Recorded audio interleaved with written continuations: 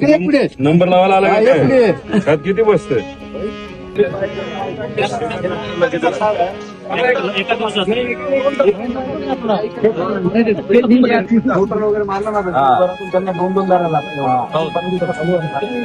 आता गरज आहे शेतकऱ्यांना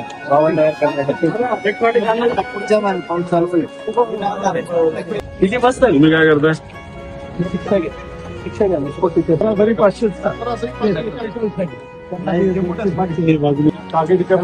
काय समजा तुमचं काय काय म्हणतात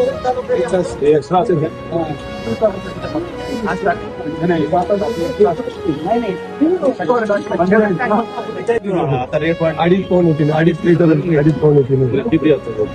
110 आहे ना आज थोडा थोडी तुम्हाला 300 रुपयाचं भैया खाली होत आता मी बागलाण तालुक्यामध्ये एका पेट्रोल पंपावर आलेलो आहे. खरं तर सहज पुढे चाललो होतो. दुर्दैवाने एका शेतकऱ्याने कांद्याचे भाव कमी असल्यामुळे आत्महत्या केली.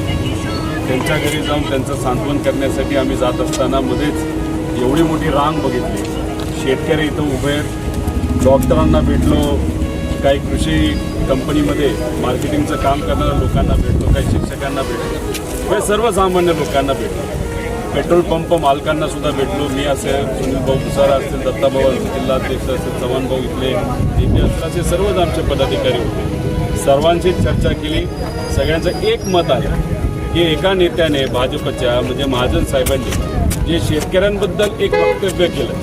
काय केलं की शेतकरी जास्तीत जास्त डिझेल आपल्या डब्यात घेऊन तिथं काळा बाजार करतात. म्हणजे शेतकरी हे पेट्रोल आणि डिझेल बाहेर जाऊन विकतात असं महाजन साहेबांनी दुर्दैवाने त्या ठिकाणी स्टेटमेंट केलं. अहो, हे अतिशय दुर्दैवी आहे. तुम्ही शेतकऱ्याला जर काळा बाजार करणारे लोक म्हणत असाल तर तुम्हाला लाज वाटली पाहिजे. आमचं एकच मत आहे, या महाराष्ट्रामध्ये या देशामध्ये जर कोण काळा बाजार करत असेल तर हे सर्व मंत्री करतात, नेते त्याच्यामध्ये करतात. आता याच्यामध्ये 2-2.5 लिटर डिझेल बसेल. कुठंतरी जास्तीत जास्त 30-35 लिटर डिझेल प्रत्येकाला दिलं जातं. ट्रॅक्टर जर 4 तास चालला त्यातच ते डिझेल संपतं. आता शेतामध्ये काम करायचं का इथं लाईनीत उभं राहायचं? ठीक आहे, मेलोडी चॉकलेट तुम्ही मोफत कोणालाही देऊ शकता. पेट्रोल काय मोफत मिळत असतं का? 112 रुपयाला पेट्रोल चालू आहे, 100 रुपयाच्या आसपास कुठे डिझेल चालू आहे. आणि हा पैसा या कष्टाळू शेतकऱ्याला, कष्टकऱ्याला त्या ठिकाणी द्यावा लागतो. मगच त्यांना डिझेल आणि पेट्रोल मिळतं. कुणी फुकटात देत नसतं. आणि याच्यात असे तुम्ही वक्तव्य करता, या वक्तव्याचा आम्ही निषेध करतो. आणि हे जर बघितलं प्रामुख्याने डिझेल आणि पेट्रोल लोकांना कुठं कमी पडते तर हे सर्व उत्तर महाराष्ट्रामध्ये कमी पडते, खानदेश या भागामध्ये, त्याच्याचबरोबर मराठवाड्यामध्ये कमी पडते आणि विदर्भामध्ये कमी करते. म्हणजे कुठेतरी इलेक्शनच्या काळामध्ये तुम्ही टिमकी वाजवायची की मराठवाड्यांबद्दल आम्ही विचार करतो, त्यांच्या विकासाचा आम्ही विचार करतो, विदर्भाचा विचार करतो, आम्ही उत्तर महाराष्ट्राचा विचार करतो. आणि या भागामध्येच जर आज डिझेल आणि पेट्रोल कमी असेल आणि अशा पद्धतीने जर शेतकरी रांगा टाकत असतील, करत असतील, त्याला जबाबदार सरकार आहे ना. मायबाप जनताचं पालक आहे ना आमचा, या राज्याचा आणि या देशाचा. आणि मग कुठंतरी हे सरकार कमी पडल्यामुळेच आज या शेतकऱ्याला तिथं अडचण, कष्टकऱ्यांना अडचण आहे, सामान्य लोकांना आज लाईनीत उभं राहावं लागतंय. खरंच दुर्दैवी गोष्ट आहे. आमचं मत आहे, ही परिस्थिती आजची असेल ना तर त्याच्यापेक्षा तुम्ही एक काम करा, जे MLC इलेक्शन लागले ना त्यात तसे घोडा बाजार होणार आहे. नगरसेवकाला तुम्ही 10-20 लाख रुपये देणार आहात, जिल्हा परिषद सदस्याला 10-20 लाख तुम्ही देणार आहात. खरंच खर्च कमी करायचा असेल, घोडा बाजार कमी करायचा असेल तर इलेक्शन जरा बाजूला ठेवा. आणि कांदा उत्पादक शेतकऱ्याची काय परिस्थिती आहे, सामान्य लोकांची काय परिस्थिती आहे, पेट्रोल डिझेलचे भाव वाढले त्यामुळे सामान्य लोकांना काय अडचण येते याच्याकडे थोडंसं त्या ठिकाणी लक्ष द्या.